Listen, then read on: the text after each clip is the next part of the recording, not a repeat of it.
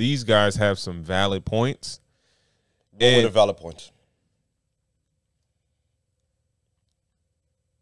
Looking at the guy, I could see a guy like that getting passed over by black women. Whose fault is that?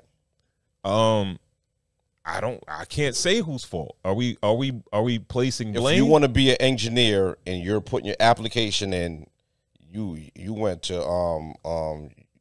you went and got your resume printed up and everything like that. You're putting your resume into all these firms and everything like that, but your criteria just it isn't there. Like your credentials aren't there. Is it their fault that they're not taking you, or your fault? You need to step your game up. It could be a little bit of both. It could be a little bit of both. You're not qualified. Well, let's not say These men. Let's not say he's not qualified. Yeah. Right?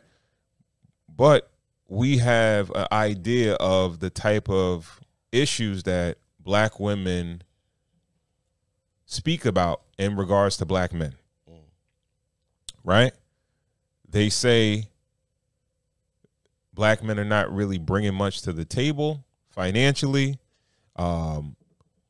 They may have multiple women. They may have multiple children with different women. Stereotype. No, stereotypical stuff. They were just throwing stereotypes around too.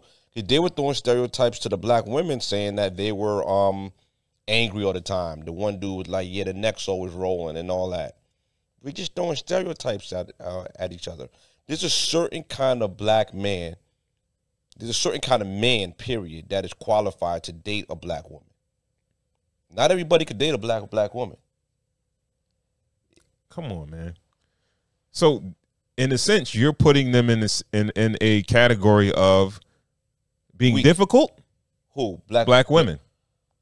Because you telling me you got to be a certain type of dude in order to date black women. I'm not saying difficult, but there is a level of trauma. Like a lot of black women don't have fathers. A lot of black women have anger issues. A lot of black women have communication issues. Like there is a certain kind of stoicism. That's the word I want to bring into this conversation. Stoicism. These men lack stoicism. Stoicism. Break it down. Stoicism teaches the development of self-control and fortitude as a means of overcoming destructive emotions. You know, standing tall. You know, keeping a straight face, like enduring. You know what I mean? Not being over emotional. You can't match emotion with emotion. I get it. It is a weakness for a man to be emotional. Oh, you feel that way? On 100%. Yeah.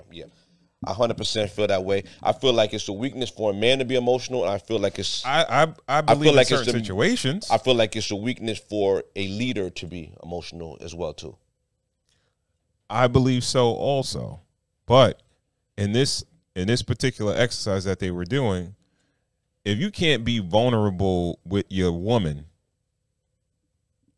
or if you're having that type of conversation, if a man can't be vulnerable, this conversation would have never happened. And I think when you have the conversation and it moves forward, it brings us to a new point where we can reach a point of mediation in a sense, right? But if a man is not willing to open up and speak about his feelings, how are we going to get anywhere? This is the way to do it. There's a way to do it. Like if I was there, I would have been like, okay, listen, you're a little overly emotional. You know, black women as a whole, I feel, are overly emotional. I feel like you're overly sexualized and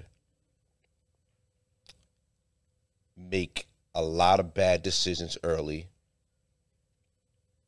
and intend for the good guys to clean it up on the back end.